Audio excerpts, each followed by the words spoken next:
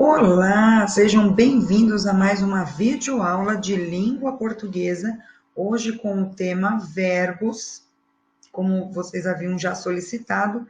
Mas antes da gente iniciar propriamente dito, vamos fazer uma pequena recordação das 10 classes gramaticais que formam aí o conjunto lá da morfologia, né? Está dentro da morfologia, tá? Então, só para a gente começar aqui um pouquinho muito rapidamente, nós temos aí 10 classes gramaticais, como eu acabei de falar. A primeira é substantivo, que dá nome aos seres, né?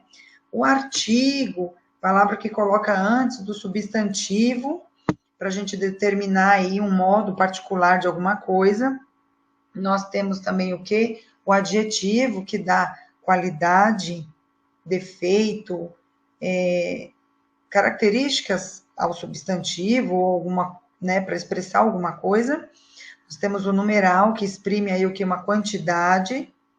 E nós temos o pronome, que substitui ou acompanha o nome, né? Aí nós temos o verbo, que é o que nós vamos fazer agora a revisão. Vou compartilhar aqui com vocês os slides. Fiz resumidamente, né? Porque nós já havíamos estudado isso, mas agora nós vamos fazer uma pequena recordação, certo? Então, aí o primeiro slide é o verbos, né? O que nós vamos ver. E aí esta aula tem o quê? Como objetivo tirar algumas dúvidas, né? Sobre os verbos e colocar em prática aí o que nós já conhecemos. Então, vamos para a definição do verbo. O que seriam os verbos? É um nome que damos aí o que? As palavras que pertencem a uma classe gramatical, né? Que é aquilo que acabamos de falar agora há pouco, né? Que indica o quê? Uma ação, situação, fenômeno e mudanças, né? E aí eu peguei aqui também duas definições de dois linguistas famosos.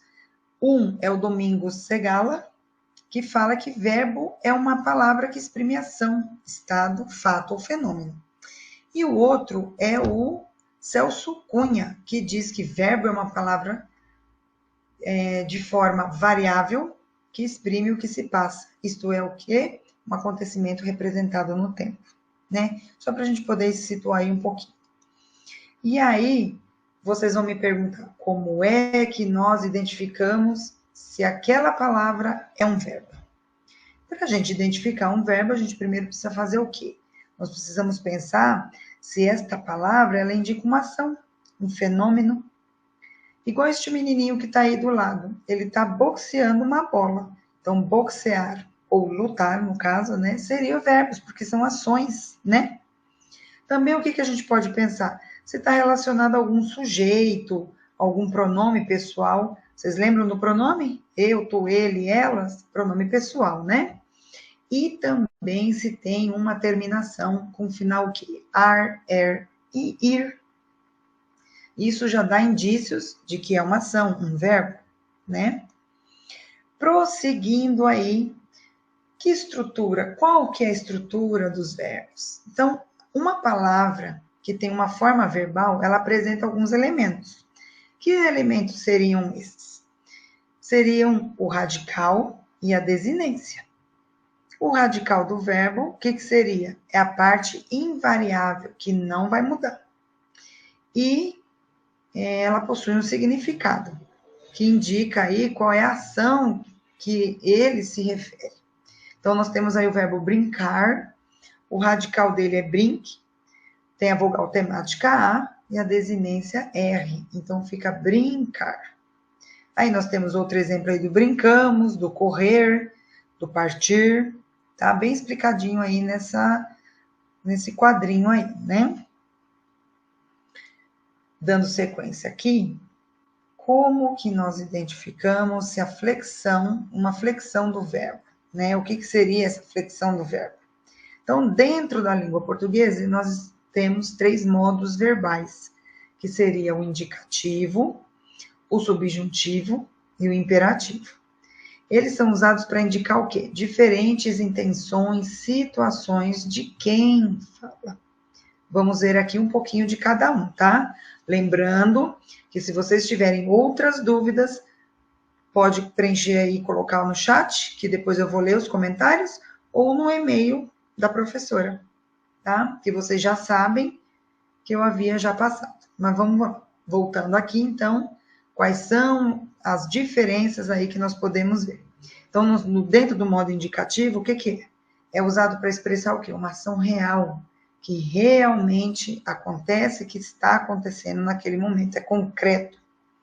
Temos aí o modo subjuntivo, que transmite o quê? Uma ideia de ação possível, mas é incerto.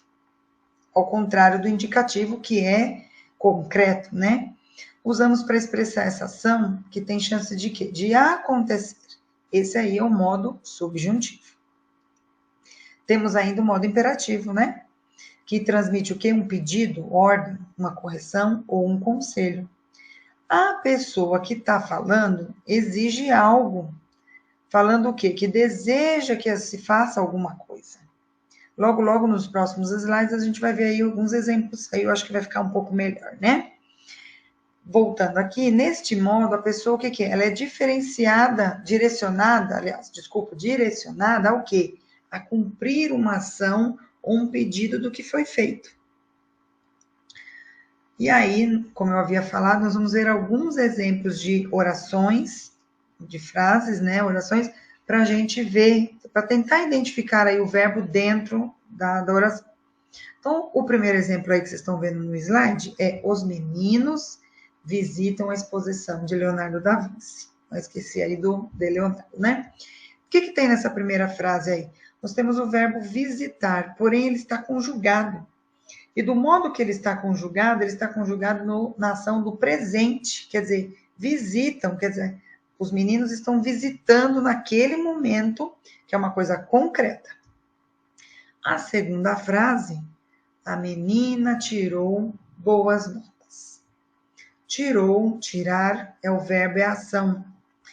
Só que aí está dizendo que ela tirou, quer dizer, a forma está no pretérito. Já aconteceu, tá? Lembrando aqui que é pretérito perfeito. Logo, logo nós vamos ver aí a distinção de cada um deles, tá? Mas, prosseguindo aqui, próximo exemplo. O Daniel mostrará o telemóvel aos amigos. Mostrar é o verbo, porém aí na frase está mostrará, quer dizer, é uma ação para o futuro, que vai acontecer ainda, né?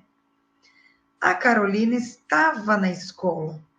Verbo estar, estava, pretérito, já aconteceu a ação, né? Lembrando aqui que é pretérito imperfeito, diferente do perfeito, mas nós já vamos ver aí qual é essa diferenciação, certo?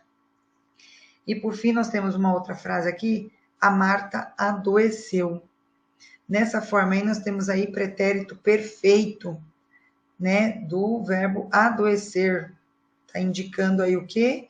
O pretérito perfeito. Depois vocês façam comentários, eu estou falando muito rápido ou não se dá para prosseguir, certo? Ou no grupo do WhatsApp. Mas, voltando aqui, verbo é uma classe de palavras mais flexíveis, como eu já havia comentado lá no comecinho, pertence a um grupo de palavras da classe gramatical, das 10 classes, né? Porém, ela está no grupo das variáveis. Por que varia? Nós vamos ver aí que tipo de variações que ela tem. E aí ela tem variação de tempo, modo, pessoa e número. Aí vocês vão me perguntar assim, mas aí, professora, tem aí voz e aspecto. No caso aí seria voz e passivo, né? Voz e aspectos. Os dois vêm vermelho, nós vamos ver numa outra aula, porque demanda um pouquinho mais de tempo, é uma coisa mais específica, que também será uma revisão. Mas nós vamos estudar agora os 4 que está de verde, que é a variação de tempo, modo, pessoa e número.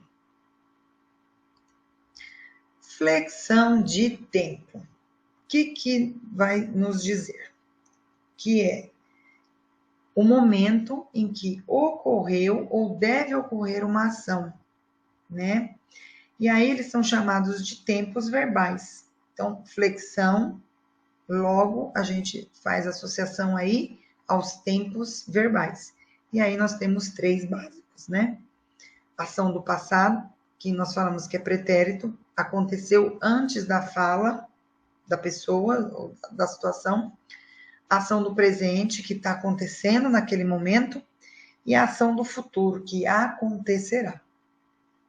E esses tempos verbais ainda, eles se subdividem em simples ou compostos, e a cada modo verbal possui seus tempos, que é o que nós vamos ver agora um pouquinho mais na frente, né?